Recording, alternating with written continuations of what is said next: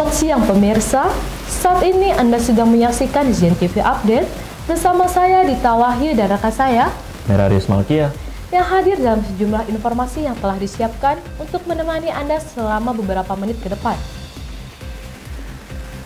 Berita pertama datang dari Komisi 11 DPR RI menggelar uji kepatutan dan kelayakan lanjutan terhadap anggota Badan Pemeriksa Keuangan atau BPK pada Rabu 31 Maret 2023 di Gedung Nusantara 1 Senayan, Jakarta.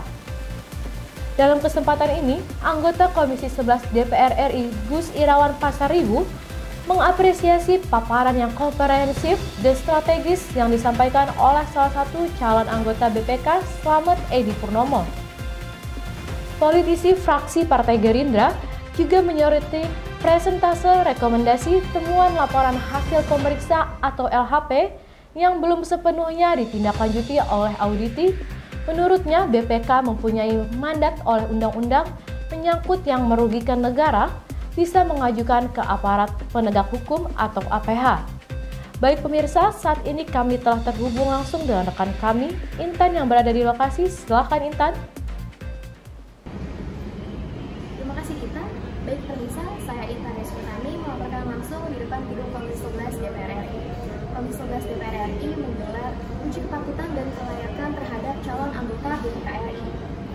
Gus Irawan Pasaribu menyoroti pada pembahasan kali ini, yaitu tentang timnya presentasi rekomendasi temuan laporan hasil pemeriksaan LHP yang belum sepenuhnya ditindaklanjuti oleh audit. Menurutnya, BPK mempunyai mandat oleh undang-undang menyangkut temuan yang merugikan negara dan bisa mengajukan ke APH. Untuk informasi lebih lanjut, kami telah mewawancarai Bapak Gus Irawan Pasaribu. Kita berikan penekanan pada hari ini, sebagaimana juga Bapak Menteri ATR BPN juga memberikan penekanan yang sangat serius soal tata ruang, ya. Terutama yang tadi yang saya tanyakan adalah tentang rencana detail tata ruang.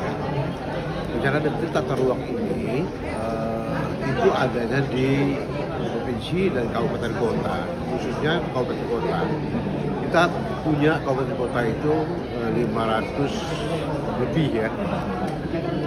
Hanya saya sedikit sekali dari kabupaten kota yang ada di Indonesia itu yang mereka memiliki rencana detail tata ruang.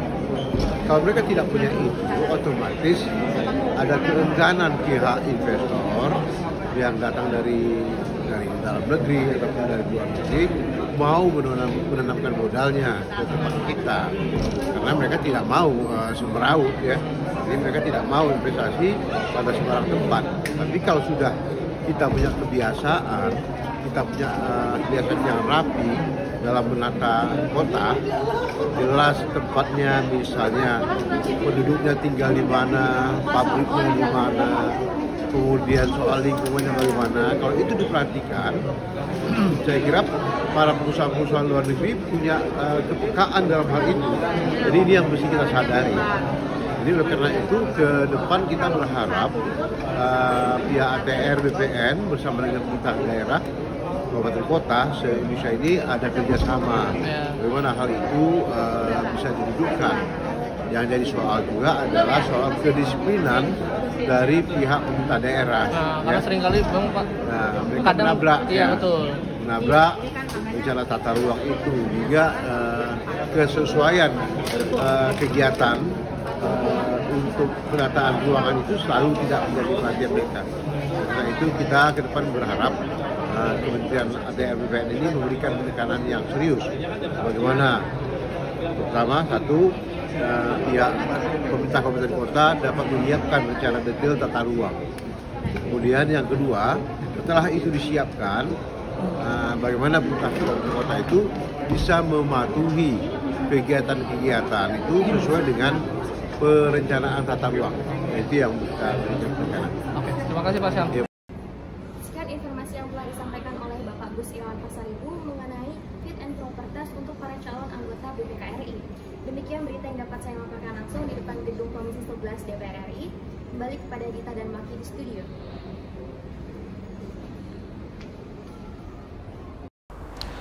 Baik, terima kasih Anda masih bersama kami dalam Zen Update pemirsa. Berita kedua datang dari Badan Meteorologi, Klimatologi, dan Geofisika atau BMKG. BMKG memprediksi cuaca di wilayah ibu kota pada hari ini, Jumat 23 Juni 2023. Berikut adalah data yang telah kami dapatkan, di mana di sini terlihat bahwa di Jakarta Barat, cuaca menunjukkan cerah berawan dari siang hingga malam hari, serta berawan pada dini hari, dengan suhu sekitar 24-31 derajat Celcius dan kelembapan sekitar 65-90%. Lalu di wilayah Jakarta Pusat terdapat cuaca cerah di siang hari, serta cerah berawan pada malam hingga dini hari dengan suhu sekitar 25-29 derajat Celcius serta kelembapan sekitar 75-90%.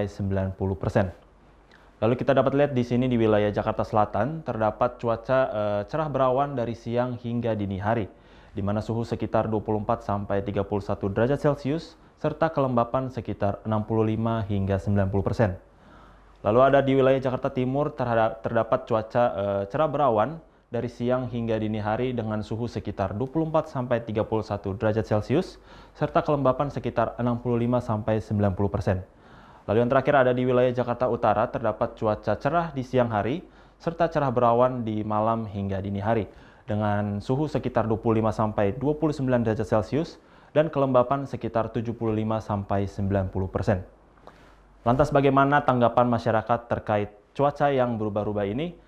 Untuk itu kami telah terhubung dengan rekan kami Aufa Atika yang sedang berada di lokasi. Silakan Aufa. Baik, terima kasih Malki dan Dita di studio. Saya Aufa melaporkan langsung untuk Morning Live Report pada pagi hari ini.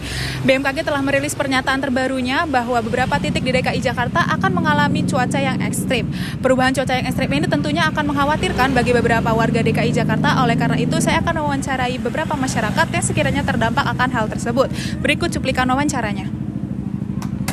Oke, baik Ibu, sebelumnya saya Aufa, saya ingin bertanya terkait perubahan dampak cuaca yang sekiranya agak berubah ekstrim akhir ini. Pendapat Ibu seperti apa? Perasaan cuaca semakin panas gitu ya. Apalagi di jalan, kalau jalanan kan lepas di aspal itu kayaknya di muka terasanya menyengat banget. Gimana rasanya, nggak seperti yang biasa-biasa gitu. Walaupun ini di Jakarta, tapi kayaknya lebih panas dari yang tahun-tahun sebelumnya dan hari-hari yang sebelumnya gitu. Ada kerugian secara material atau non material nggak Bu dari cuaca ekstrem ini? Kalau kerugian mungkin nggak, cuman yang dirasakan memang ada, cuman kayaknya di wajah itu kayaknya menyengat banget gitu. Jadi kayak pantulannya matahari gitu. Jadi di wajah yang nampak kelihatannya itu di wajah, apalagi di jalan kan kena pantulan aspalnya itu gitu. Kan perubahan cuaca ekstrem ini nggak cuma cuaca panas ya Bu, ada hujan juga nih yang kayak akhir-akhir ini petir juga kayaknya lagi itu menurut Ibu gimana untuk cuaca hujan tersebut? Kalau cuaca hujan kayaknya walaupun kemarin saat ini hujan juga nggak begitu terasa dingin kayak seperti biasa-biasanya itu ya, terasa masih kayak gerah gitu.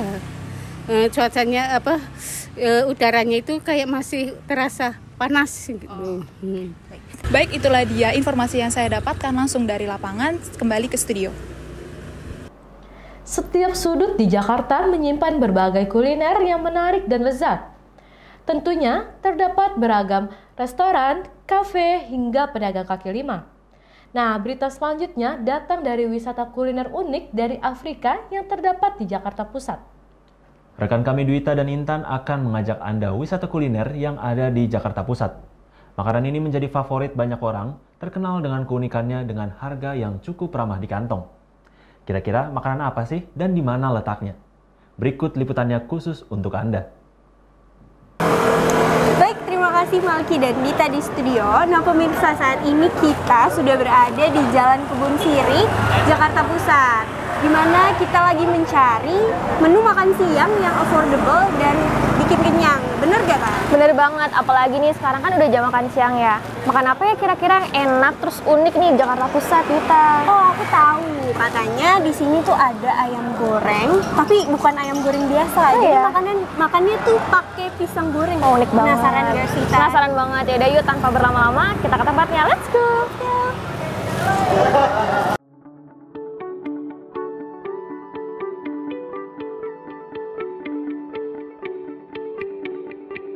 Nah pemirsa, jadi kita udah ada di dalam tempat makan ayam Afrika. Dan katanya nih Tan, ayam Afrika ini sama dengan ayam Afrika yang terkenal di Paris. Nah, bener banget. Walaupun ini namanya ayam Afrika, tapi soal rasa sudah disesuaikan dengan cita rasa orang Indonesia loh guys. Dan katanya juga orang Afrika juga sering kesini loh. Yuk, langsung kita icip aja yuk. Oke, kita ini dulu kali ya. Jadi di sini ada ayam goreng. ayam goreng. Di atas itu ditaburin Bawang bombay. Ini banyak banget loh guys, nggak pelit ya tuh. Ih, enak banget. Katanya kan kalau orang Afrika asli tuh bawang bombaynya ini tuh mentah. Oh gitu. Nah, karena disesuaikan dengan cita rasa Indonesia, jadi bawang gorengnya digoreng, bawang bombaynya digoreng. Dan di sini juga ada pisang goreng Tan. Pisang gorengnya bisa dipakai bareng sambelnya ini loh. Oh gitu ya, baru tahu nih ada ayam goreng bisa langsung dimakan pakai sambal. Kita icip yuk. Sambelnya enak banget. Nanti kita icip ya guys.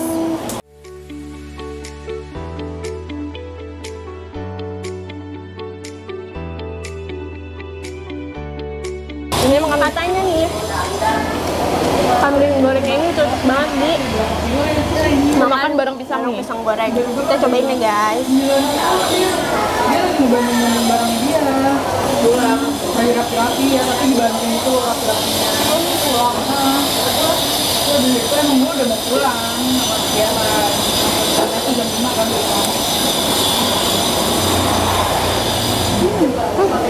Enak ya?